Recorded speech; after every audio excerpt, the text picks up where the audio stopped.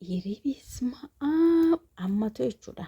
Mana kee keessatti ataadha ijoollee taatee abbaa manaan kee jechuudha. Abbaa manaan kee dubartii tokko mana kee keessatti fidatee dhufe maal goota?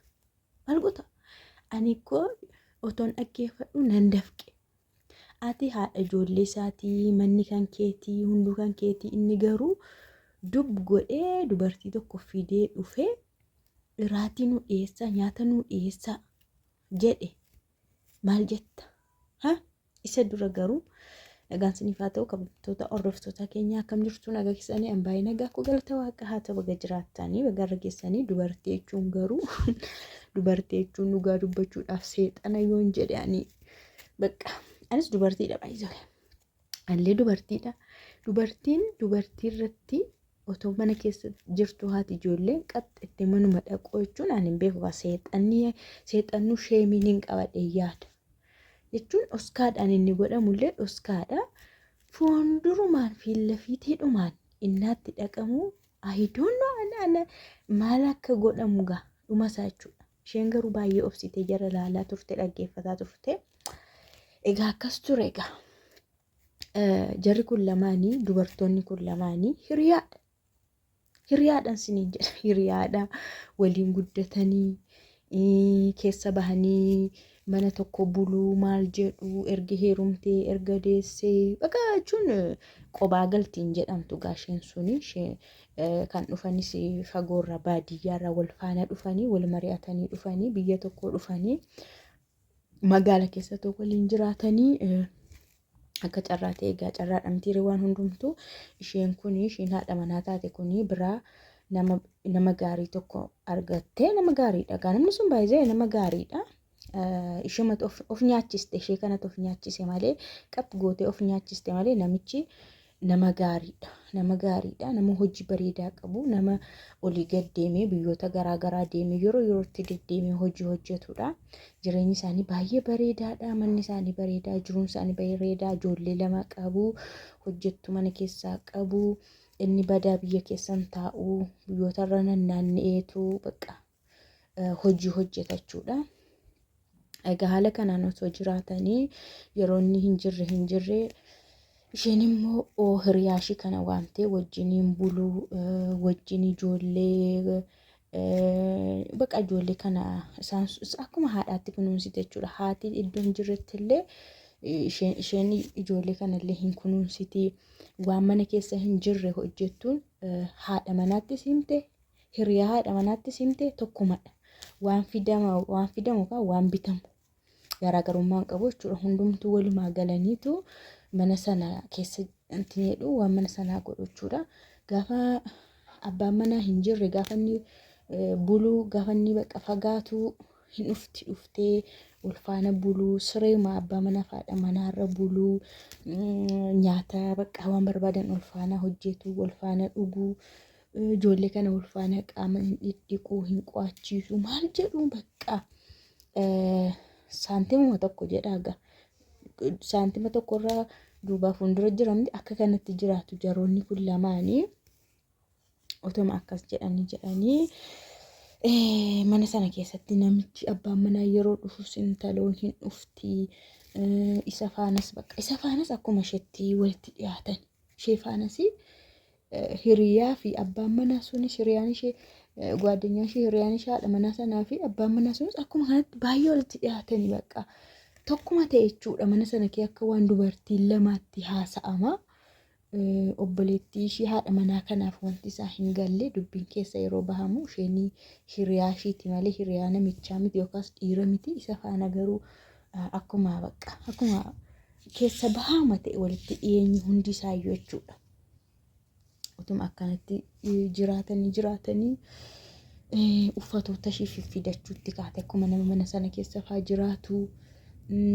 Yeroo mana sana keessatti sadii ta'anii fi abbaan manaa dhufe haasa'anii akkaataa isaan itti haasa'anii akka hiriyaatti toon taane bakka akka haadha manaa caalaatti ishee faana haasa'aa maal bakka gara dhabe otuma akkas jedhanii guyyaa tokko otuma ta'anii buna dhuganii wayii irratti wal falmuu wal falmiin jira egaa yeroo wal falman wal amansiisuun jira. otoma wal falmanii dubartoota lamaantu wal falme. Warra hiriyaa lamaantu haadha manaa fi ishee hiriyaa sana wal falmanii abbaan manaa immoo ishee sanarra gora. Ishee hiriyaarra goreetu gara ishee dubbatee ishee kanaan akkasumatti ati maaliidha akkas jedha jechuudha. Annaa isa booda yeroo isheen deemtu ati maaliifii otomaan dogoggoreeyyuu gara koo dubbatta malee ishee rakkan dubbattee ani haadha manaa kee miti isheen koo hiriyaa koo tana hiriyaa keetti inaaftee ati inaaftamoo maal isheen koo hiriyaa kee obboleettii keetti maatti inaaftaa jedhe. Achi yeroo haasa'an bakka walitti dhiyeenya kan biraatiin ishee kana orma godhanii isaan lamaan walitti aananii haasa'utti ka'an mana keessa. Yeroo ni dhufu isaanuu badaan dhufu bara. Yeroo kaan immoo waluma faana jiraatu. Isheen kun bakka hin mashakkite guyyaa tokko inni hin jiru fagaateera hin dhufu. Isheedhaan mukootti bulii namni hin jiru etteeni hiriyaan ishee sun dhuftee bulteetti halkan keessa mucaan isaanii inni tokko qoqqofaanaan mucaa sana ilaaluu dhaqxee haati. Yeroo ilaaltee deebitu bilbila ishee sanarratti hiriyaa ishee irratti miseejiin hin gala. Miseejiin galeetu sagaleen hin dhaga'ama.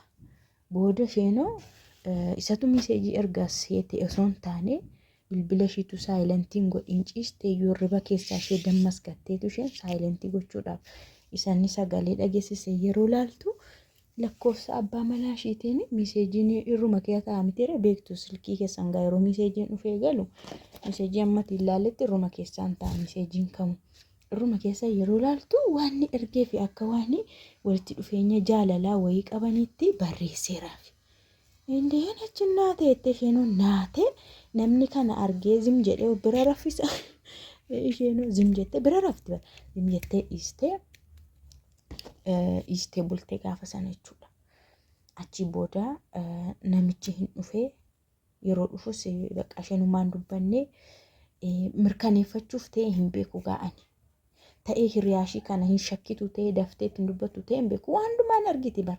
Milikkitootaan argite akka isheen jala darbaa jirtuun argite akka isheen jala deebite irsa kana fudhachuudhaaf jala maal gochuudhaaf bakka waan ta'e gochaa jirtu hin argiti bara. Milikkitootaan argitee fi miseejii maaliif irratti barreessa.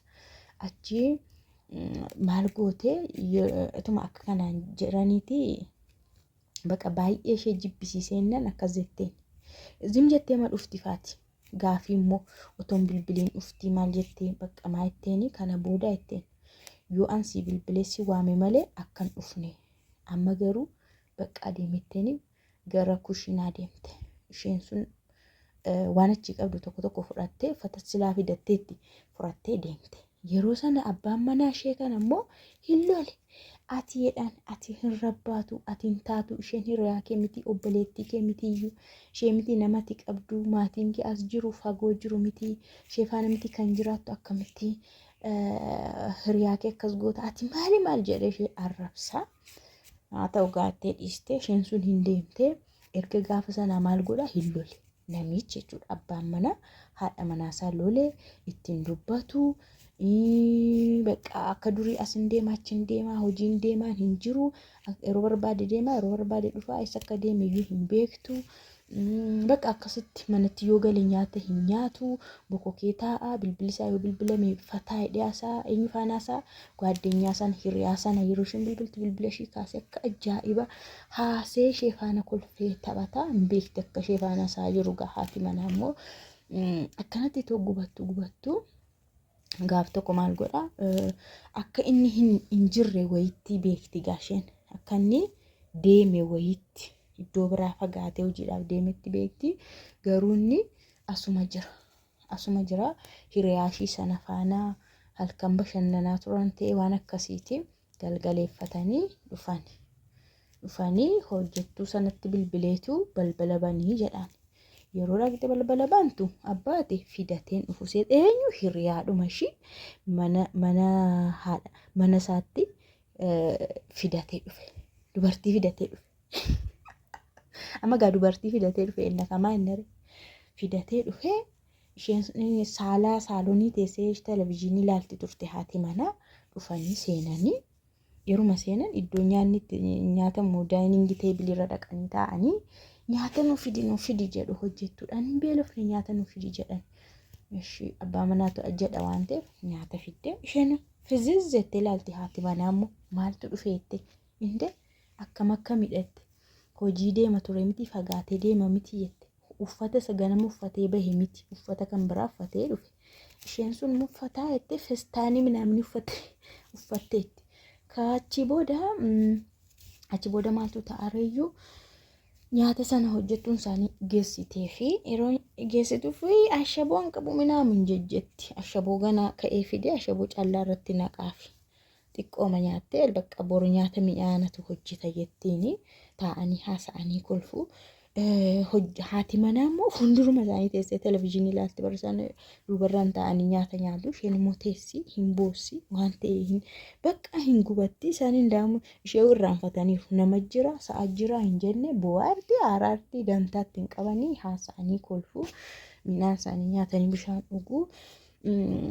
achi booda maal jedhaanii afiifedhaan afii ani soofaarran ciisaa jedheen hojjettu isaanii soofaa marrattan ciisa isheedhaa garuu dhaqiti kutaa mammaa afiifii mammaa jechuun immoo haadha ishiiti jechuudha haadha akkoo ijoollee haati ishii mana sana keessa turte mana sana keessaa boqatte kutaan sun immoo erga haati ishii boqatte mana sana keessa iddoo sana kutaan sun banamee hin beeku namni illee keessa bulee hin beeku bakka irraanfanne waan ta'eef kutaa haati ishii keessatti duutee boqatte sana akkanumatti kaa'anii jiru baay'eetti dhaga'ama waan ta'eef isheetti inni immoo har'a maal jedha dhaqi kutaa mammaa afiifeedhaan har'uma kee har'a takka namni seenee illee hin beeku uffanni haadhaa sun mammaa sun achuma keessa jira waan hundumtuu sireen sun akkuma haati sun keessaa baatetti afamee achumatti hafee namni keellee seenu bakka akkas jedha baay'eetti dhagahame isheen illee beekti akka itti dhagahamullee beekti akka aarsullee beekti bakka anis kutaa mammaan ciisa achuma ciisa jetti isheenis jettee mucayyoon hojjettuun isaanii hin hafteefi